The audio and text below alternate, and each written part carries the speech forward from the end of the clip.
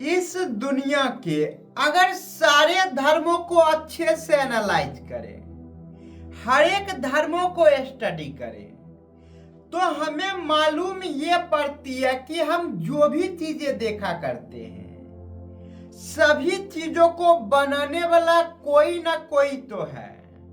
और वो जो कोई ना कोई है वो कोई और नहीं बल्कि वो भगवान है, जिसने सारी चीजों को बनाया। यानी कि इंसान के द्वारा बनाई गई चीजों में तो गलतियां हो सकती हैं, पर भगवान के द्वारा बनाई गई किसी भी चीजों में कोई गलती नहीं होती। यानी कि जो परफेक्ट होती है, उससे भी अगर ज्यादा कोई चीजें परफेक्ट हो सकती है तो वो भगवान के हाथों में है, जो किसी भी चीजों को इतनी परफेक्ट बनाती है कि इंसान उसे इमेजिन तक नहीं कर सकता।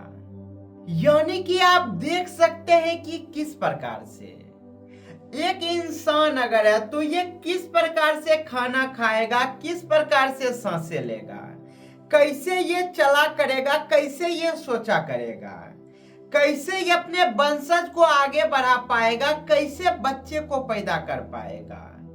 हर एक चीजों के जो डिटेलिंग है वो काफी अच्छे से की गई है। और यहाँ पे देख सकते हैं कि इंसान का साइज कितना बड़ा होता है, जहां पे इन तरह की डिटेलिंग को करना ज्यादा मुश्किल नहीं होती। लेकिन अगर इसके कंपैरिजन में एक चींटी को देखे, एक मक्खर को देखे, एक मक्खी को देखे, तो उसकी साइज कितनी छोटी होती है।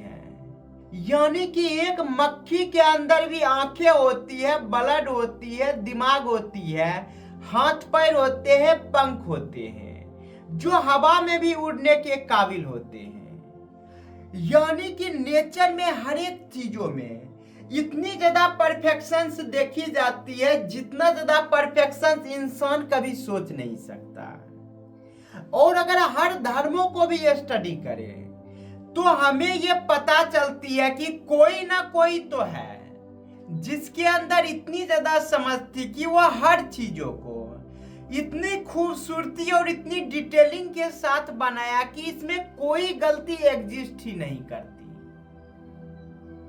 और ये चीजें सिर्फ यहीं तक सीमित नहीं है। जब इंसान धरती पे रहा करता था, बाहरी दुनिया की कोई समझ नहीं थी, तो उस समय लोगों को लगता था कि ये जो आसमान हमें दिखाई देती है, ये एक गोल छत की तरह है, जो कुछ इस प्रकार से हमारे ऊपर है, जिसमें तारा सूरज सब चीजें लॉक है। जिस प्रकार से हम अपने घर के छतों को देखते हैं और जब रूम के अंदर रहते हैं तो हमें ये लगता है कि यही जो छत है ये आखिरी चीजें है, इसके बाहर शायद कोई चीजें नहीं होगी। कुछ इसी प्रकार की समझ लोग पहले रखा करते थे कि जैसे एक बंद कंटेनर के अंदर इंसान रह रहा है और उसके ऊपर जो भी चीजें दिखाई दे रही है वो बेसिकली आसमान है और इसके पार कुछ भी नहीं। और अगर इसके पार कुछ भी है तो वो वहां पे भगवान बैठे हुए हैं, जो सारी चीजों को बना रहे हैं, सारी चीजों को कंट्रोल कर रहे हैं। पर इंसानों के लिए सबसे हैरानी वाली बातें तब साबित हो गई जब इंसान ने रॉकेट बनाना शुरू किया, जहाज बनाना शुरू किया, सैटेलाइट्स बनाना शुरू किया। फिर जब उस सैटेलाइट को अर्थ के ऑर्बिट से बाहर किया, तब जाके उसे समझ आई कि हम जितना बड़ा दुनिया समझते थे, उसके कंपैरिजन में ये दुनिया इतनी बड़ी है कि हम इमेजिन तक नहीं कर सकते। यानी एक तो पृथ्वी के अंदर या पृथ्वी के ऊपर जो भी चीजों को देखते हैं, उसमें इतनी बारीकी से काम की गई है कि किसी भी चीजों की कोई कमी नहीं है। इवन कि एक इंसान जो भी चीजें सोच सकता है, हर वो चीजें करना पॉसिबल है, बस टाइम लगेगा वहां तक इंसानों को पहुंचने में। आज से अगर कोई 500 साल पहले कहता कि स्टील के बर्तन में डाल देंगे तो तुम आसमान में उड़ोगे, तो इन चीजों पे कोई यकीन नहीं करता। इंसानों को लगता कि जो हम सोच सकते हैं शायद वो चीजें कर नहीं सकते।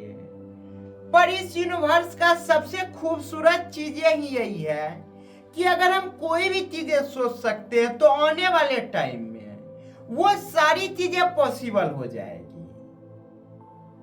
पर सबसे बड़ा सवाल यहां पे ये उठता है कि जिस भगवान के अंदर इतनी ज्यादा काबिलियत है कि वो हर चीजों को इतनी खूबसूरती से बना सकता है, जिसमें कोई तरह की कमी नहीं होती उसकी बनाई गई चीजों में, जिसके द्वारा बनाई गई इंसान का दिमाग भी है, जहां इंसान का दिमाग इतना ज्यादा सोच सकता है, तो जरा इमेजिन करके देखिए जो भगवान है, जो सारी चीजों को बनाए हैं, उनके अंदर कितनी ज्यादा क्षमता होगी और कितनी ज्यादा काबिलियत होगी।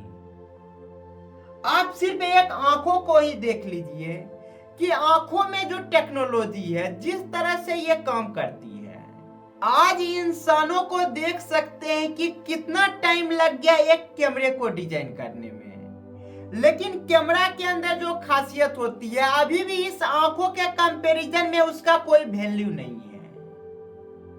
यानी कि एक आंखों में इतना माइक्रो डिटेलिंग की गई है कि इसकी हम कल्पना तक नहीं कर सकते। जब माइक्रोस्कोप का खोज हुआ, इंसानों ने जब हाथों को देखना शुरू किया, शरीर के हर एक अंगों को देखना शुरू किया, तो उसे धीरे धीरे मालूम ये पड़ा कि कितना ज्यादा डिटेलिंग करके ये बनाई गई है। और भी ज्यादा इंसान डिटेलिंग में गया, इलेक्ट्रॉन तक, प्रोटॉन तक, न्यूट्रॉन तक पहुंच गया। उसके बाद भी इंसान ये कह नहीं सकता कि इससे छोटी कोई चीजें है ही नहीं। यानी टाइम के साथ साथ हमें और भी ज्यादा पता चलेगी कि इन चीजों से भी ज्यादा छोटी और भी चीजें एग्जिस्ट करती है। यानी हम एक जीवाणु से लेके एक बड़े विशाल हाथी तक को देखा करते हैं, और सब में जो ऑर्गन्स की संख्या है उसके हिसाब से डिजाइन की गई है। यानी जिसे हम आंखों से देख नहीं सकते उसके अंदर में भी ब्रेन हुआ करती है, उसके अंदर में भी किडनी हुआ करती है, उसके अंदर में भी खून हुआ करती है। यानी कि हर चीजें हो रही है। तो इन चीजों को जिसने बनाया उसके अंदर दिमाग में कितनी ज्यादा काबिलियत होगी। यानी भगवान की बातें कर रहे हैं कि भगवान कितना ज्यादा काबिल होगा कि सारी चीजों को बना दिया। पर सवाल फिर से वहीं पे घूम के आती है कि जिसने इंसान को बनाया वो कितना ज्यादा काबिल होगा कि यहां पे इंसान को बना दिया। यानी पृथ्वी पर के सारी चीजों को, यूनिवर्स के सारी चीजों को जब हम देखते हैं तो हमें मालूम ये पड़ती है कि कोई ना कोई तो है जिसने ये सारी चीजों को बनाया है। अगर कोई रैंडम एक्सीडेंट भी बोलता है तो इसके पीछे भी साइंस होती है कि रैंडम एक्सीडेंट भी तभी हो सकती है जब कोई काउज एग्जिस्ट करती हो। यानी कारण के बिना कभी भी कोई चीजें हो नहीं सकती। अगर रैंडम एक्सीडेंट भी होना शुरू हुआ तो कहां से होना शुरू हुआ?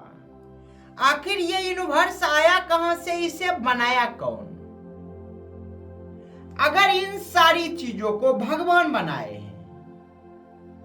तो सबसे गहरा सवाल ये उठता है कि भगवान के पास इतनी ज्यादा काबिलियत है, इतनी ज्यादा क्षमता है, तो आखिर भगवान आए कहां से?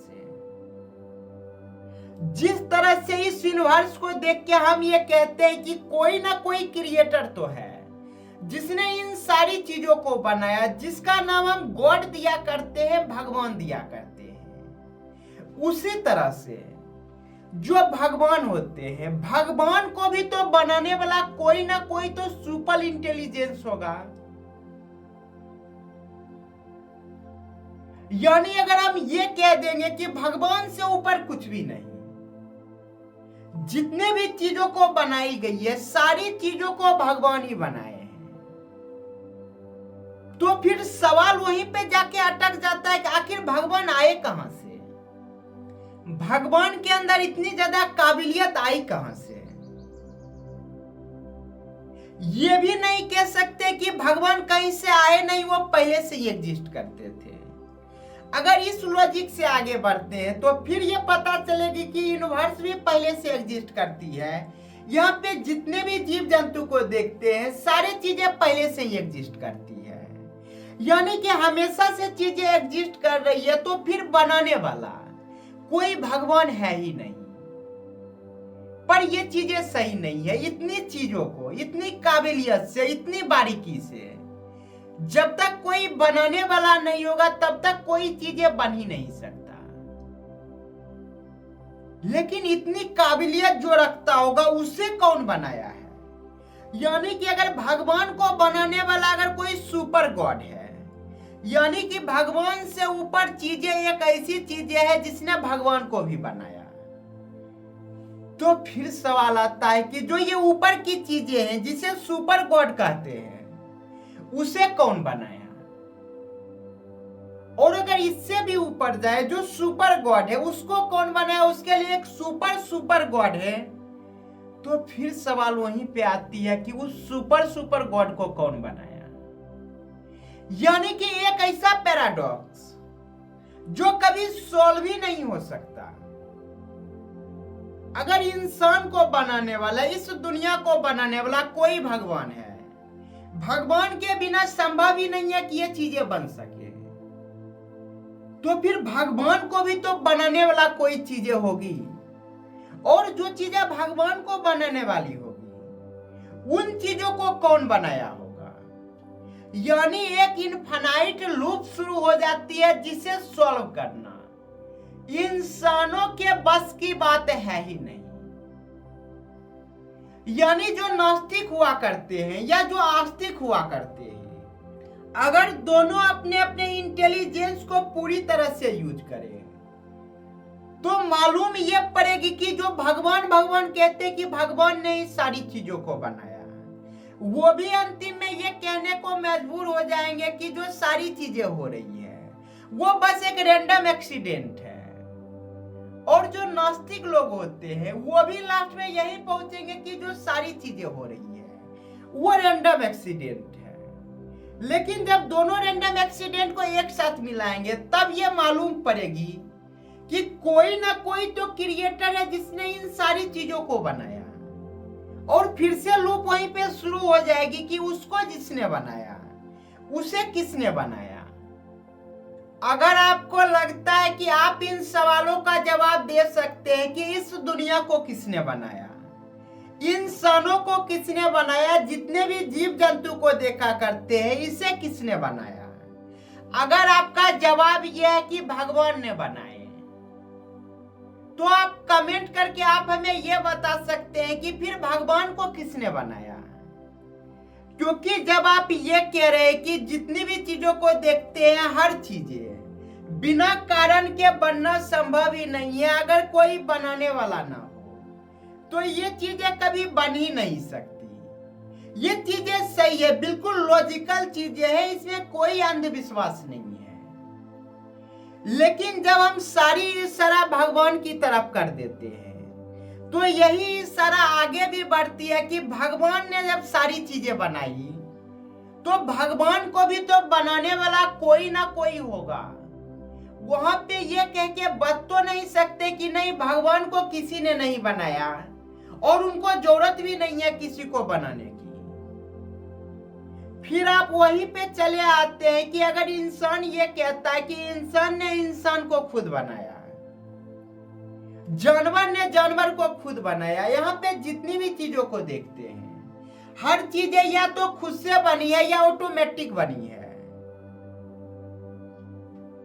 यानी अगर आप कह रहे हैं कि सारी चीजों को भगवान बनाए हैं, जिसके पीछे आपका लॉजिक है कि बिना किसी के बनाए हुए चीजें बन नहीं सकती, तो इसी लॉजिक के साथ हम आगे बढ़ते हैं।